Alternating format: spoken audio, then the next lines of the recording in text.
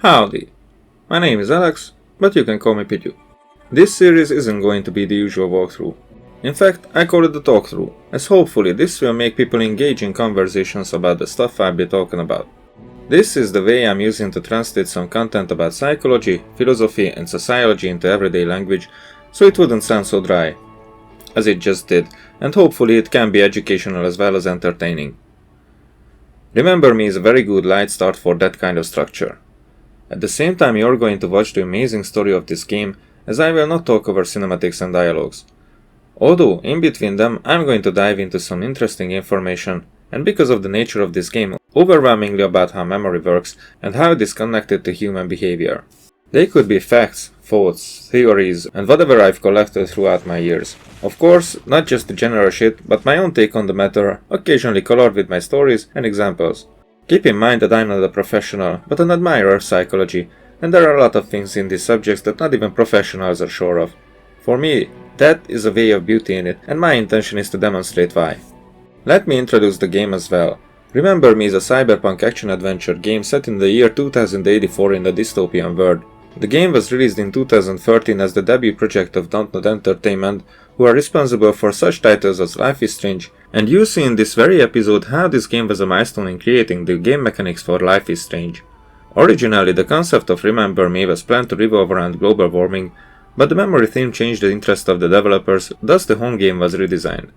The other significant change occurred because of budget cuts and publisher changes, like Remember Me was planned to be an RPG, and as you see, the game is too much simplified for those kind of mechanics. Although in some way that was unfortunate, and especially the combat mechanics suffered from it, Remember Me is really enjoyable to play, while the narrative, the ideas and the characters are phenomenal. I have removed loading screens and the times I've spent in the menus, and even played it on the easiest difficulty for shorter fight scenes in hope that the story will be more fluid for you. Also, because I'm not a native English speaker, shocking news there, I have added subtitles in case some of you wouldn't understand what I'm saying. So, please enjoy. After our boat sank, I was the only refugee to reach the shore. I held my husband's hand until the very last second. I can still feel the nails of his fingers sticking into mine, you know? The first night he said to me, "Let's share our memories." I remember I was sort of afraid, but and he smiled and we hit the switch together, and then I felt everything. For the first time I was living all of his love for me. It felt so warm and so strong that it almost hurt. For the last 3 years, every day has been our first day. The weather was so hot that day. The streets stank of this awful smell of burning plastic. I walked with the other children across town until we were outside of Paris. No one fired. The war was over. I don't know if I'll ever find the courage to give these memories to my son, but I'm relieved to know that they are all safe and secure. Thanks to my Sensen, I choose to remember every defining moment of my life. Good ones and the bad. Thanks to my Sensen, my husband lives on. Here and here.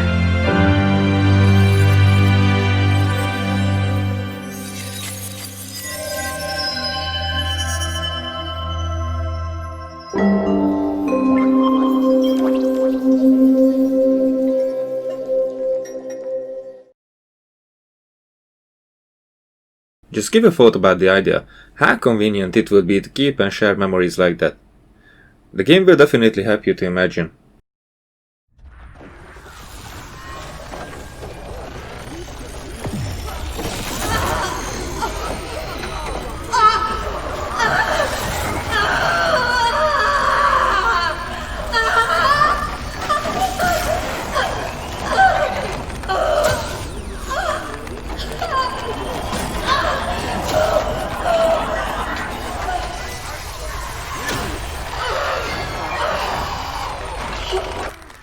Post-memory wiped. Sensen awaiting new memorial content.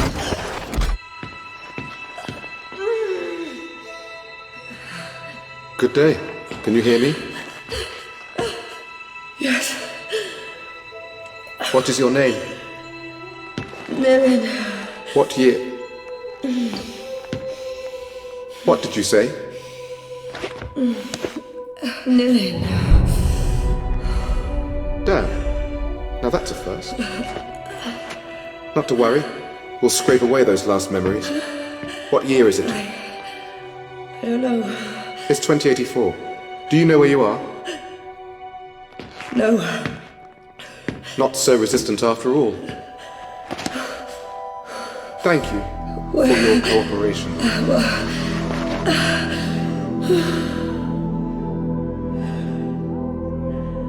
Dr. Quaid, Yes. this subject is displaying some resistance. Complete the substitution protocols, then send her to me. I'll erase the last barriers myself. Yes, Doctor.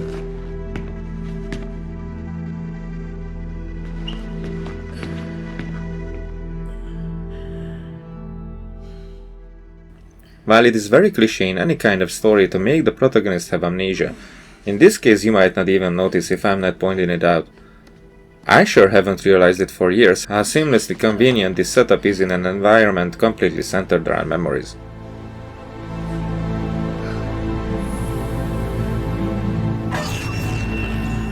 Good day. Raise your head, please. The game is teaching us the contrast in a way to make us feel the struggle to raise Nilin's head. Thank you. Now stand up.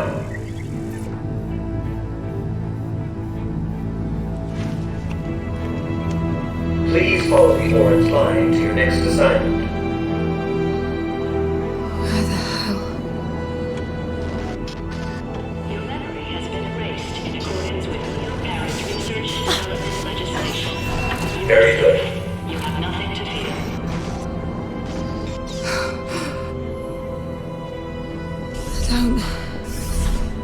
I don't remember. As you've probably guessed, or more like observed, Nilin's amnesia is not one to happen naturally. I am bumping into shit as I try to show you around a bit in the facility where Nilin is at this moment.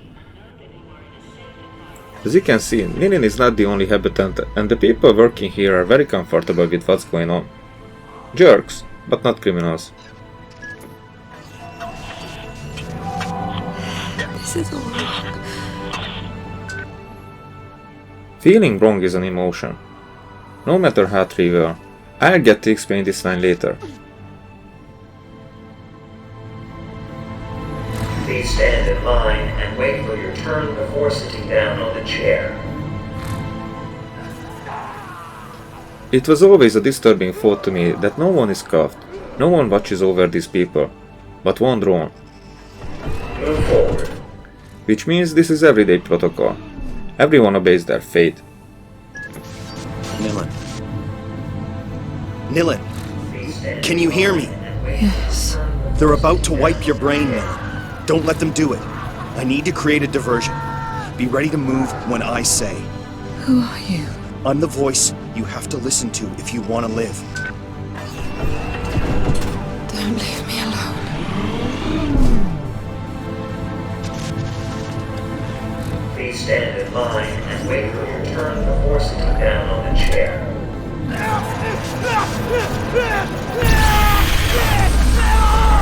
Network anomaly.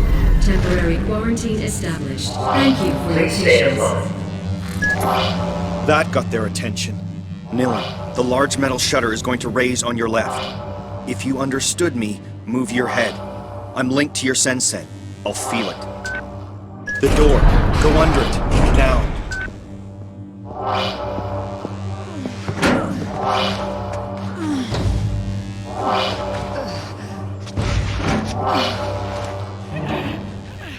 So, we have learned until now that Nilin's memories were not completely wiped, though it seems that only her name remained intact. And probably her emotions, as we have seen before how she feels this is wrong. I mean, there is no doubt that all the other inhabitants felt the same way as well, but they won't become the heroine of the story. By the way, right after the voice in Nilin's sense stopped, She was afraid to be alone. An instinct so basic, probably no memory is needed for that one. Unattended patient in restricted area. Coercive unit deployed.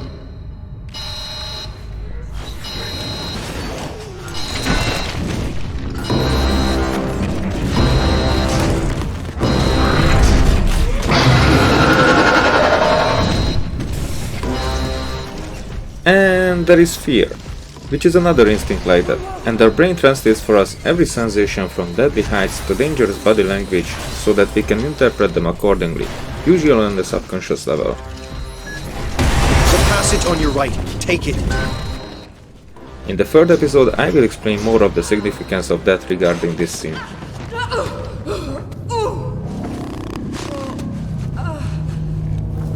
Get up. You've got to keep going. I really hope it's understandable why I arrange subjects around to keep them related to what's happening on screen. Since this is the first time I'm doing this, I could fail. And probably will. Whoa. Where am I? You're almost there. Slide into a casket. Quickly.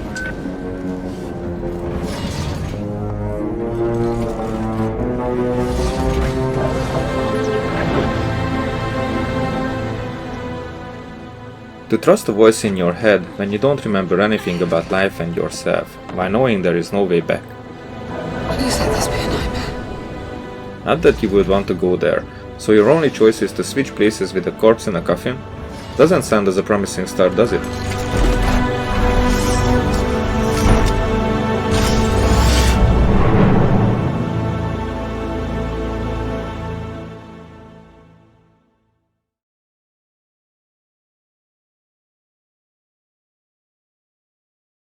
I am gonna address these quotes when they'll become relevant to the episodes. Spoiler alert, they will.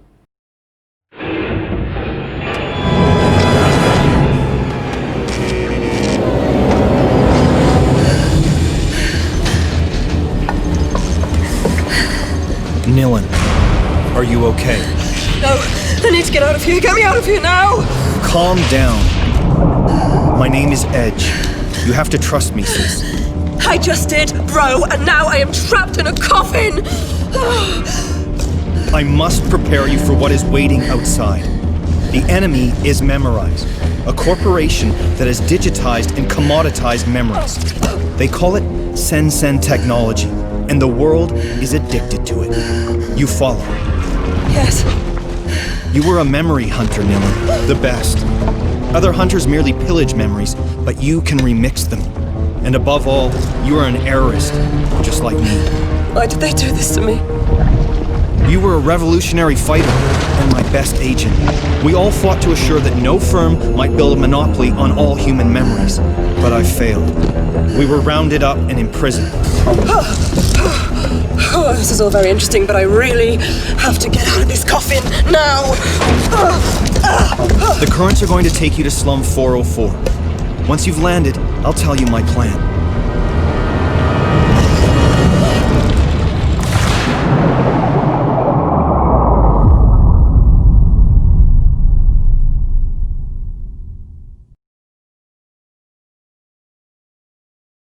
Now we're gonna dive a bit deeper into the subject. The key sentence here was, "The world is addicted to it," which is something likely to happen if there will ever be a technology developed similar to Sensen. Just like with the smartphones nowadays, and for every addiction there's at least one catch. Nilin is going to be introduced to the worst.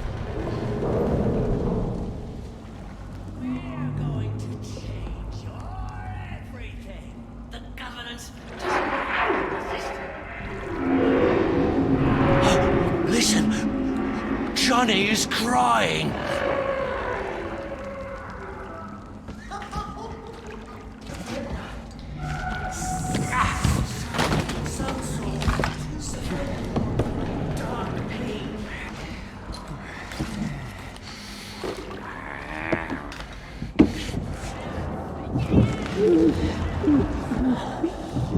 Brother, alive?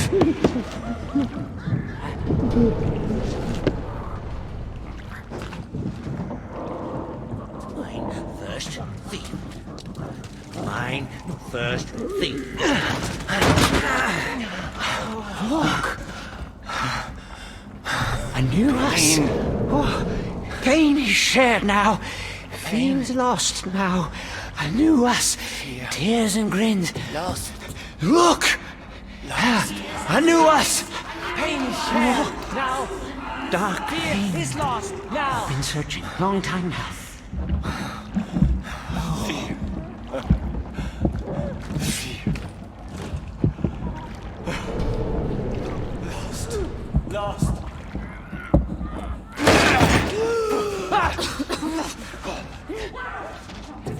Tears and grins.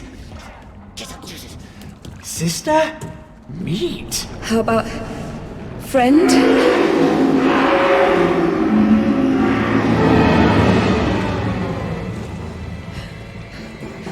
I'm not part of your tribe. Is that it?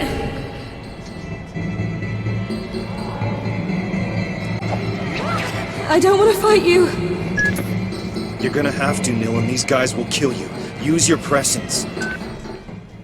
The game allegorically displays the aftermath of the addiction as the worst thing to happen to anyone, and how this connection deforms people into zombie-like, monstrous shapes of their former selves. The normal but addicted society keeps their distance from them, and the feeling is mutual at the very least. For everyone, it's always easier to group with the ones alike, and be simultaneously open to treat others as some level of threat.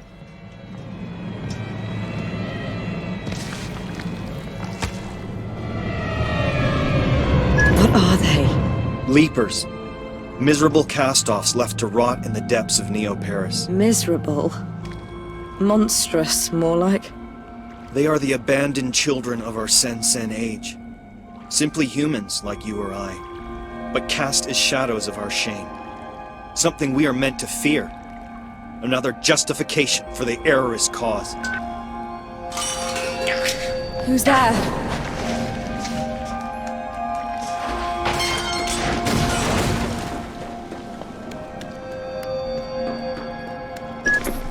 Okay, you need to get out of here. Go find Headache Tommy. I told him you were back in the game. Who? He runs a bar at the top of Slum 404. Start by climbing out of this dump, and I'll give you directions as and when. I am going to show you the broadcast along the way. Don't hate me for missing one or two. Cathedral. Does anyone recognize Edge's hand in this? He's promised to bring down our civilization. One thing is certain. The number of errorists freely roaming our beloved city doubled overnight, bringing the count to 2. Remember, Maggie told you first. Scandal of La Bastille. The administration has admitted the escape of the notorious criminal Nilin. How in hell did public enemy #1 escape from the Amnesia Cathedral? Does anyone recognize Edge's... These are always on a loop, but rarely did I arrive for the start. Now we saw that the disappearance of Nilin is already noticed, and they are gonna hunt for her. Who, you ask? Well, Nilin doesn't remember yet. Some kind of authorities for sure. Up's the only way out of here. Don't forget that this time Nilin's memories only include the escape, the Leapers, and the canals. Edge. Who is this Tommy guy? Tommy was your closest friend.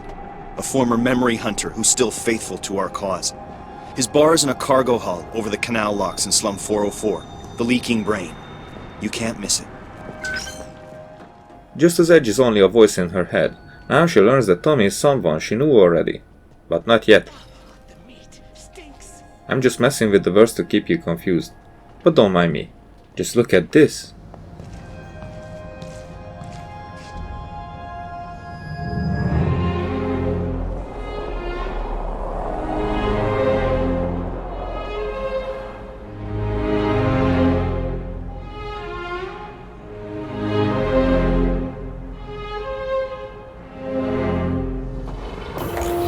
Served all day at the Leaky Brain.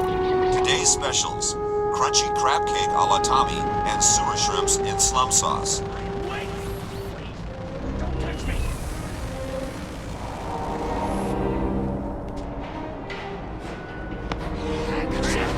These things are everywhere. Defeated child. Here's a recent photo was that now seen flying towards slum 404 through dawn's early light. Olga Sedova, through hail and sleet like a dread bird of prey. No doubt the infamous bounty hunter is on the trail of errorist escapee Nilin. Remember, dear brain peepers, it was Olga and her husband David who placed 37 errorists in amnesia cells, winning the Dead or Alive prize for 2082. Good luck, Olga. She'll need it working solo. Rumors of David's illness abound. We hope he recovers soon. Good morning. Here's a riddle. Who was that storm cloud seen flying towards slum 4? So, Olga Sedova is one who is after Nilin, and the same one who arrested her in the first place. Again, Nilin only learns this, not remembers. There! Not there! Where are all the people? There must be someone up here. Well, to answer that, Nilin barely stepped out of the Leaper territory, which is widely avoided by anyone who doesn't belong to them. Still, many of the people we're gonna see are under further down in addiction than what smartphones could cause. More like drugs. The heavy ones.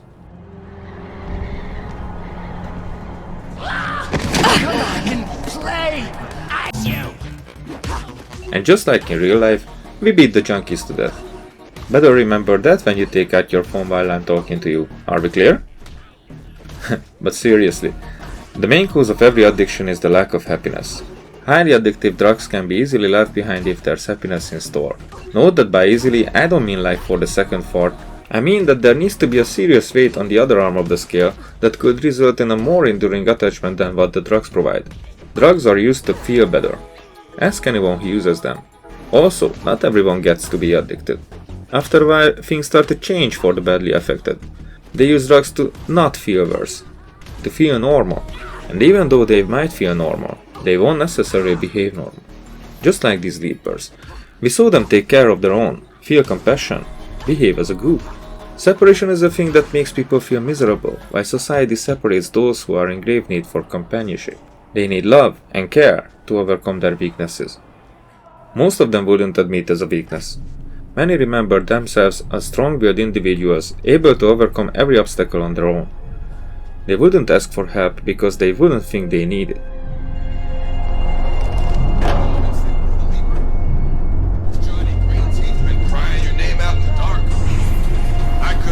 He told you! He died twice! He died twice! Drop by my place. Leaking brain. Misery loves company. Hey man, this is Headache Tommy. Your mama been sleeping with a Leaper? Has Johnny Greenteeth been crying your name out in the dark? I couldn't care less, cause my life is worse than yours. But drop by my place. Leaking brain. Ever heard the sentence, I could stop whenever I want?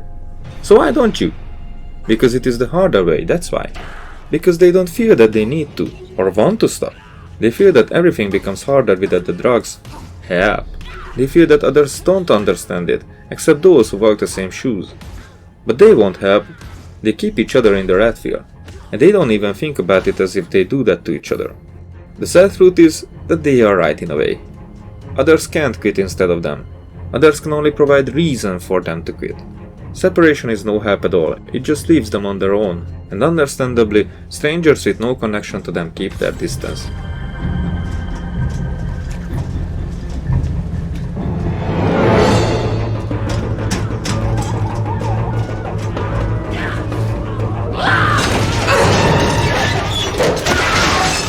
Get off of me!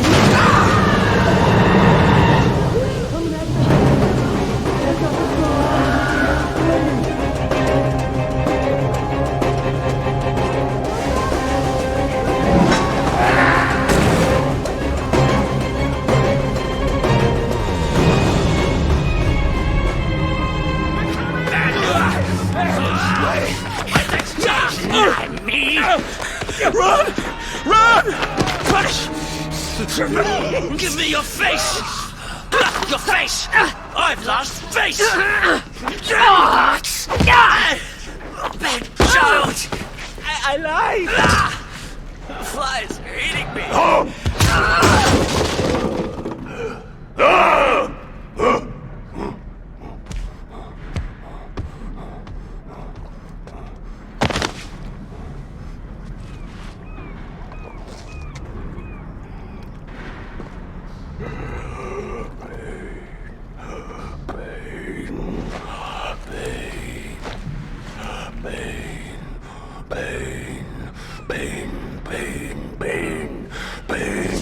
Ping, ping, ping.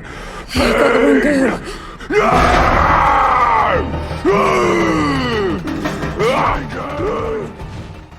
But it does not start with strangers. It does not start with drug use. It starts with disappointment. It starts with the letdown that they are unable to overcome, unable to forget. You thought that I've turned from the subject of memories, don't you? Not even a little. Memories are primarily connected to emotions. Everything else comes after that. If I know correctly, smell is the next one. But emotions. You might have forgotten the name of a guy from 20 years ago who was a jerk to you. You wouldn't even recognize him if he wasn't aging at all and sitting right next to you at the same table for an hour looking right at you. But you would still remember that he was a jerk. You just wouldn't realize it was him. That's how it works. It burns in your mind and stays like that until something doesn't change it. That's how trauma works, and why psychologists try to help you open up the closed quarters of your mind so it can resurface, and you can finally tend the wound that was buried under decades of misconceptions about the world. The most common way to misstep is a few beers to bear the hurt that the rejection caused for a young lad, and all the others are drinking heavily around, so it will help to feel better, wouldn't it? It will help to bury the insult of that bitch who couldn't respect the exceptional gentleman his mother told him he is. But the others feel good, while he just can't. So he starts to feel more depressed, more apart from anyone, more isolated, and needs more alcohol, drugs, or whatever that covers the disappointment he feels. Of course, one incident is rarely enough for that kind of change, but every incident stays remembered in some ways, buried or not.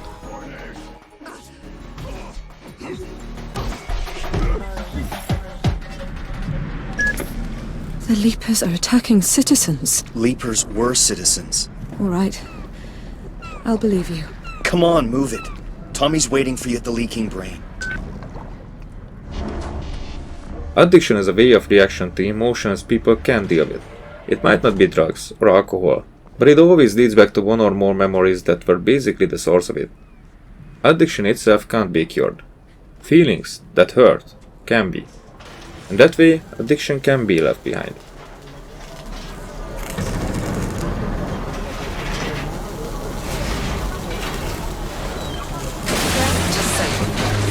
They have become productive servants of society. The Reconversion Project by Memorize. Humane responses to barbaric perils. Citizens of Neo-Paris. The Leaper threat has been addressed. Here, I just like to point out from the broadcast the Reconversion Project that Memorize is working on, and Saber Force, who are the authorities.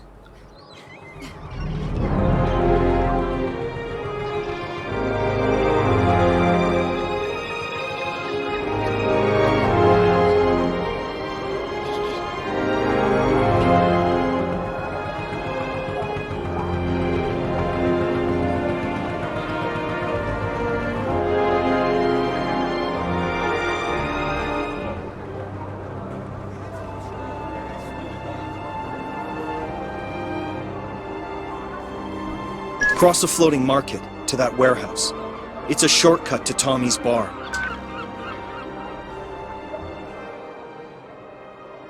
Until now, I was speaking about addiction regarding drugs and alcohol, but those are the extremes that can get to everyone by themselves through chemicals. Cigarettes would be a good everyday example for the rat wheel effect. Nicotine gives stress relief, but that's not why people start to smoke.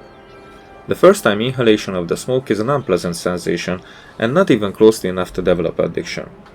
Something else keeps people on the hook, like being cool, belonging to a smoker group, or embracing the forbidden territory. After a while, it only gives relief during smoking, and maybe a short time after. Although other times the absence of nicotine raises the sensibility of stress, which leads to lighting up the next one as soon as the environment allows it. Those boundaries might keep one's level of smoking to an extent, but the way to quit is to feel that smoking is not cool, for example, or having something to overcome the addiction, making it to feel worse than the alternative. This can be a health issue, the price of cigarettes, or someone inspiring to quit, like a not-smoking partner, or even a helpful friend. And helping friends, loving ones, are the most anyone could have. They are the ones who can see with a third person's eye and provide a different perspective, usually a more sober one, so they might be able to tell what their friends are unable to see about themselves. take some advice. Change that fancy costume. A good advice should not only reach the ears, but has to go through the heart. From a jerk it probably won't get there, but from someone whom we are concerned about, it would feel mutual and strong. But there needs to be a history between people like that to have that kind of emotional bond. You probably see where I'm going with this. The easiest way to cure addiction is to reconnect with society, not keeping a distance from everyone and buried into a self-loathing hole, faking the feeling of being strong and dealing with it alone, while in reality getting weaker and more lost, until nobody even cares. What was that thing? That's a good sign, sister. With time, other memories will come back. You're almost there. Follow Tommy's flying drones to his bar. Exactly as Edge says, it's a good sign if memories come back. In my presentation it kind of means that the ones we have happy memories with are the ones worth them. But there is a catch, even amongst those kind of people. And here is a good example. Give me a memory, man. Anything will do. Just need a fix. My last one. And I'll stop. Your memory's unraveling. It's looser than a second-hand cyber orgasm. You're 2 steps away from fragment. Anything, man. I just want to remember something happy. Having those people in the same boat might rarely get anywhere, or even hold back the efforts, because 2 people going through redemption at the same time is a fucking miracle. Nice shortcut, Edge. I know that's not a popular opinion, because when the miracle happens, it is much easier that way. But come on, again with the easy way. And is it alright to put the recovery of a life into jeopardy because of an over-romanticized view of anonymous group therapy, but at the same time leaving a junkie girl die next to Jesse while Walter watches doing nothing? Give me a break.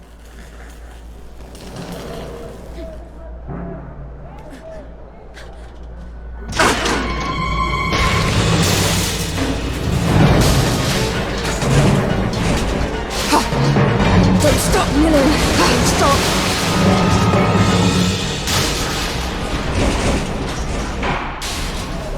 Well, no going back. Don't say that, Nilin. There's always a way going back. But there has to be a choice too.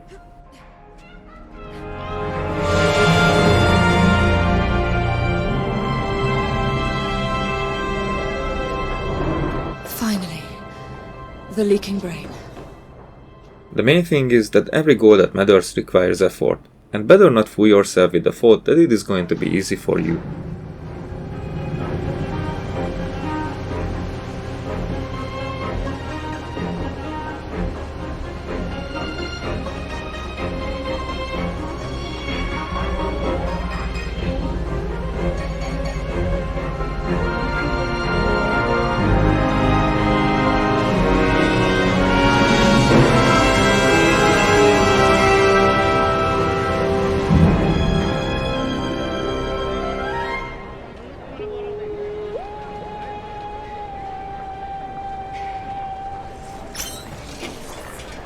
Bob, shut up!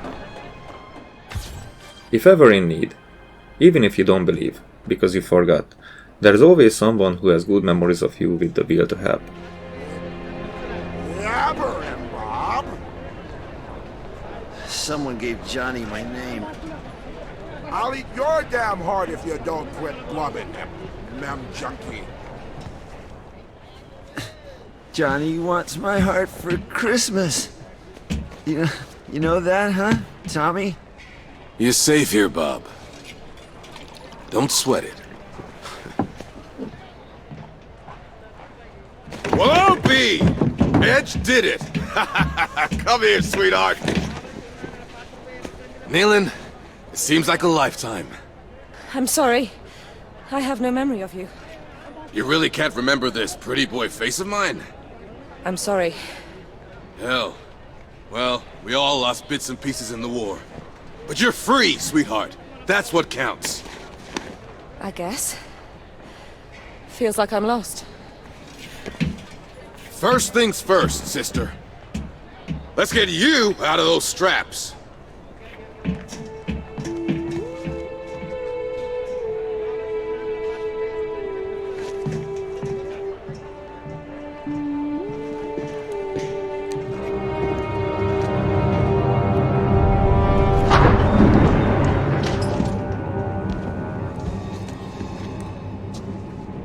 That glove over there?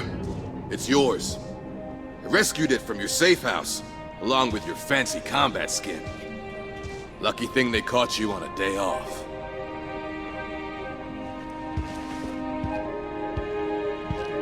Now this is 100% Nilin. Way above the model I used to use. It's beyond me, sister. You're the only one who can use it. What did they do to you?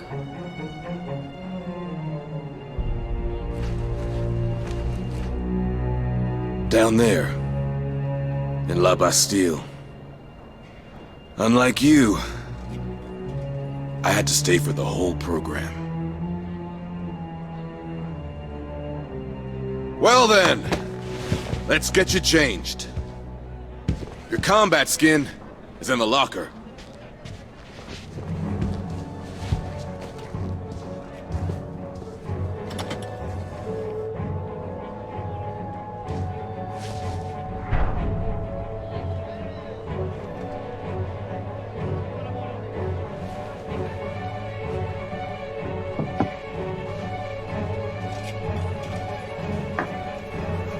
Bob! Get out of here! I'll call Johnny! Big advantage with the natives is they've got the memory of a goldfish. No risk of him turning you over to Olga Sedova. The bounty hunter? Is she dangerous? Determined. She'll turn the slum inside out to catch you. Not just to catch you. Typical brain rat. Barely outside and already working. Dylan?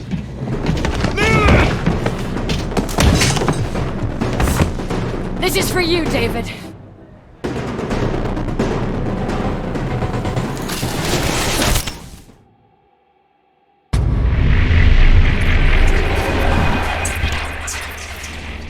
Here would be a good time to address the quote from Pierre Solange from the beginning of the episode. It is what I do that teaches me what I am looking for. In my understanding, it has a parallel meaning with the views of Jean-Paul Sartre on existentialism, that our actions define who we are and who we are becoming. The twist is that in this case the same actions reveal even the interest of the person that the action defines. While this quote might concern Nilin too, she is at this moment in Olga's memories, and that changes the context to a specific one.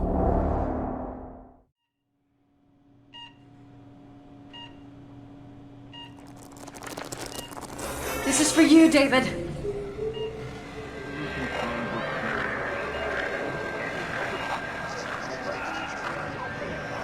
This memorial transfusion has a good chance of healing your husband, Mrs. Sedova. Shared happy memories have an extremely positive impact on patients. The syndrome that your husband suffers from is a classic. Excessive memorial deletions, acute dependency on exterior mnemonic triggers,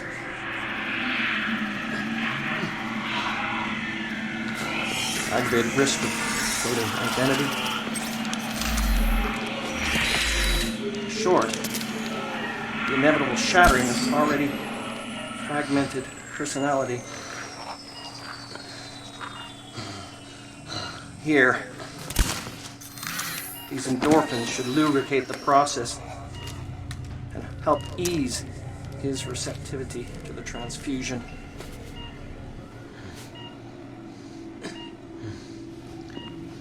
Come on, David. Remember us. Remember yourself. Memorial transfusion complete. Don't worry. NMP is the best hospital for the treatment of memorial afflictions.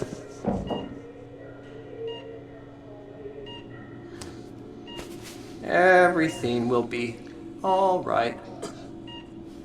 With time. Yes, of course. Ah, good. The initial results are encouraging. We need to schedule more treatments. Great deal more. It's an extremely expensive process. Continue, Dr. Quaid. I can cover his treatment.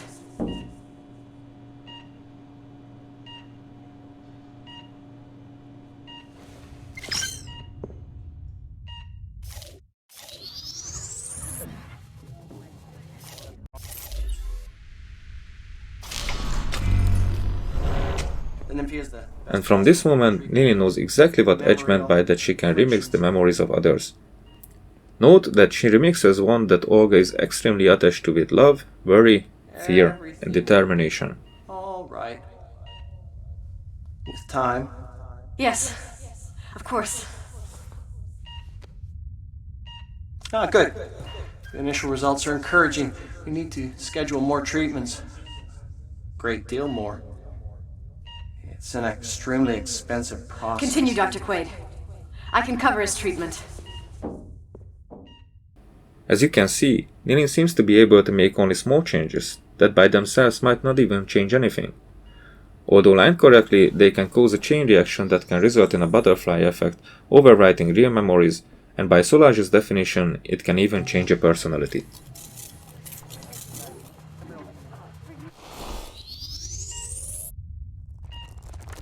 This is for you, David.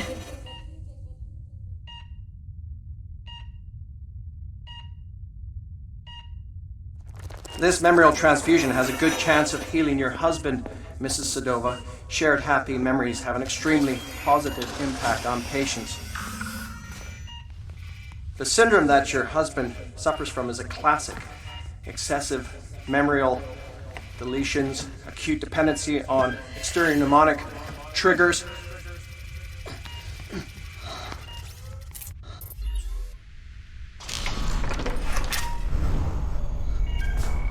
Aggravated risk of floating identity.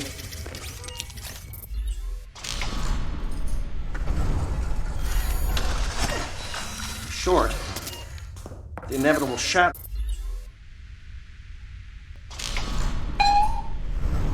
In an already fragmented personality.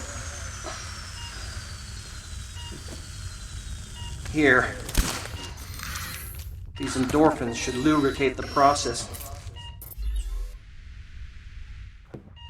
And help ease his receptivity to the transfusion.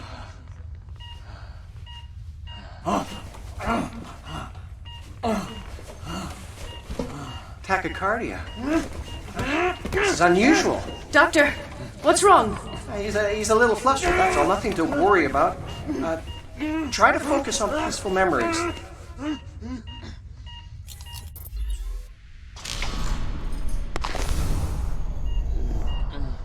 Come on, David. Remember us. Remember yourself. Down to the clouds, where do you crawl? What? The flies eat me! The flies hate me!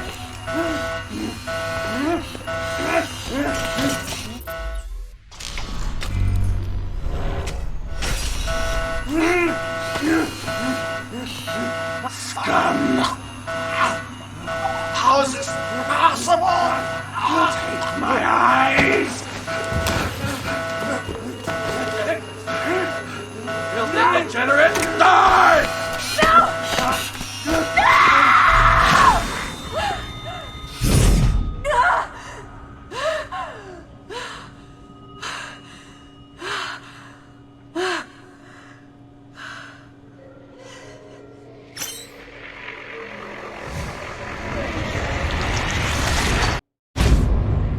As far as we know, David is still alive. Sick, but alive. However, Olga remembers that Dr. Quaid killed him, and that definitely changed her motivations, adding grief, anger, and a desire for vengeance into the cauldron. I'm not here to take you in. Do you still plan to take down Memorize? Yes. Then we share the same enemy. Well, there's a turnaround. I mean, a happy turn-up. For everyone. I know Olga has her own reasons. Actually, just the one reason. The great Olga Sedova siding with the Errorist Revolution. Must be something in the water. Last time I took you in, you were young and quick on your feet. Just because you're not on my list doesn't make us drinking buddies. Don't sweat it. I'll cancel the romantic weekend for two. But Nilin has a rendezvous with high society. and the route is alive with surveillance. Have you got any ideas? Oh, I got better than ideas.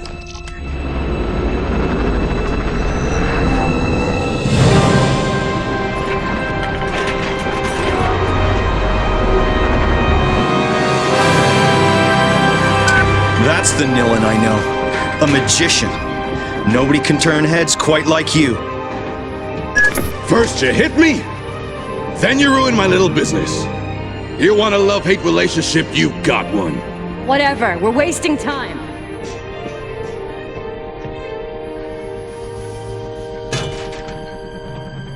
Thanks. Tommy, truly. You haven't lost it, sweetheart. Edge was right to bet it all on you. Everybody's counting on you!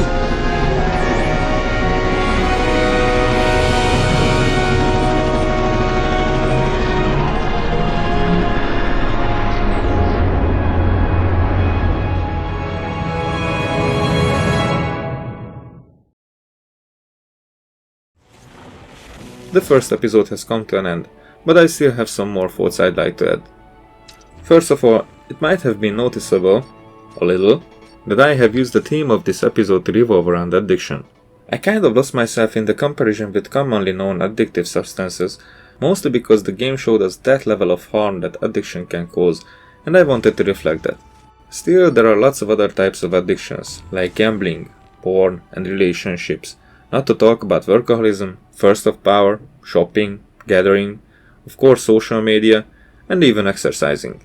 Whether it is behavioral or substance addiction, they likely share a common cause. I'm not the one with revolutionary thoughts. Even if I have those, I am too humble to believe it, no matter how much I disguise my modesty with big talk.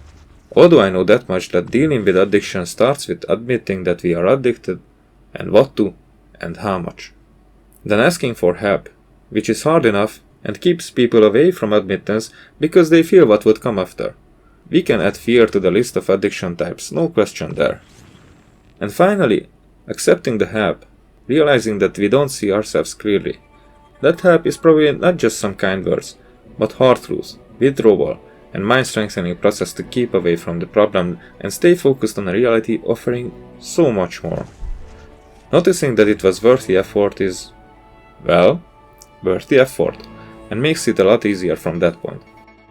In the game we see a global addiction, similar to the social media in our reality, and the more comparable devices to sense are the smartphones technology-wise, but I'm also accusing alternative and virtual realities. Yes, I think those are evolving into evil, mind-bending tools of control, the perfect method for an ASI to enslave humanity, or we just die before that anyways. But regardless of the future, in our present reality, smartphones sucking young people and yada yada yada. Old people talk. True, but no news there.